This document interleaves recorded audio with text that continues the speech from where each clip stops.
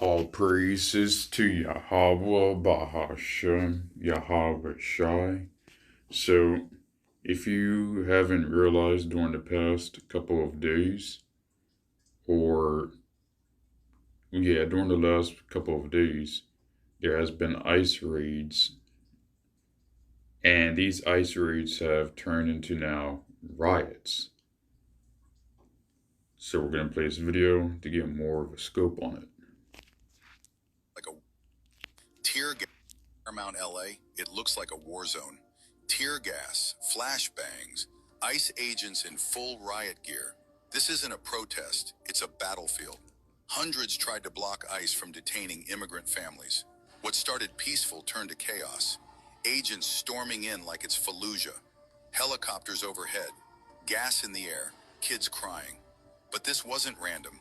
It was a coordinated hit. ICE raids happened in LA, San Diego, Bakersfield, all at once. Why now? What are they trying to provoke? And while smoke fills the streets, the media loops one clip. No context, just fear. But behind the curtain, something else is moving. Homeland Security just expanded biometric surveillance. BlackRock bought 10,000 acres near the border.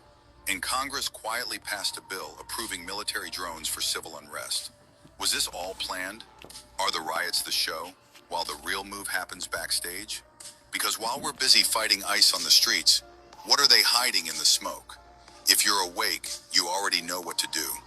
Hit the link in our bio. Stay safe, stay informed. Right, so order out of chaos.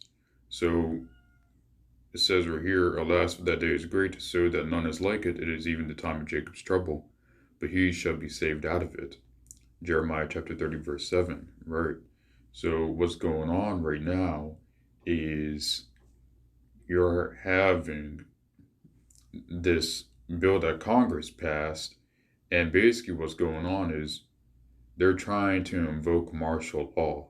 They're trying to invoke a reaction out of the people, not only in LA, but across America.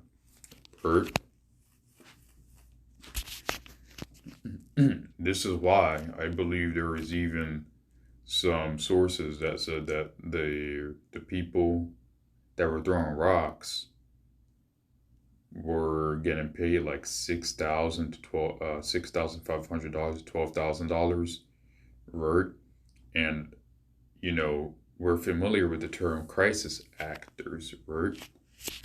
So you have some actors doing their part, some people getting paid to cause mayhem, right? And now we see that the Marines are being sent in instead of cops. So as you can see, this situation, it doesn't have to go this far. But the thing is with Esau Edom is they're going to escalate it to as far as possible, right? The thing was, they didn't have to include the Marines or they didn't have to include the ICE agents or whatever using rubber bullets. So you could see that the government itself is trying to escalate the situation to bring in martial law, right? And we see that Congress is in on it. So, like I said, it doesn't matter what president is in the office, if they have the same agenda, right? So it says right here, and because iniquity shall abound, the love of many shall wax cold. In Matthew chapter 24, verse 12, right? Because the thing is, a lot of reasons why people want Trump to win, mainly the so-called white man, was to deport the Hispanics of the Northern Kingdom and to basically start a race war with Jake. However, little does he know that a police state will hurt everyone, right? So let's get out some scriptures. So, okay. For it says in Matthew chapter 24, verse 7, for nation shall rise against nation, and kingdom against kingdom, and there shall be famines, pestilences, and earthquakes in diverse places, right? So right now we're having a nation rise against nation. Right now, we have the Northern Kingdom uh, getting beat, right? And a lot of the Northern Kingdom voted for Trump, right? And I believe I know why the Northern Kingdom voted for Trump, because they thought Trump had their back. And, a lot of people felt that Trump will bring in conservative traditional values and policies. However, it's a double edged sword when you say you want to bring, when a president says they want to bring in conservative and traditional values, but yet they cut Medicare, Medicaid, right? And make it easy for you to lose your job. So instead of trying to live the traditional lifestyle you thought Trump was going to let you have, you're now in a state of survival because Trump keeps cutting everything, right? People losing their jobs left and right. A lot of people now can't provide for their families, right? So right now you have the Northern Kingdom uh, being come after, and then what you're gonna have is you're gonna have the um, what's it called? Slack. You're gonna have more of the fulfillment of the police state coming after the Southern Kingdom, because if you remember Memphis, Tennessee, right? They want to bring more police in, right?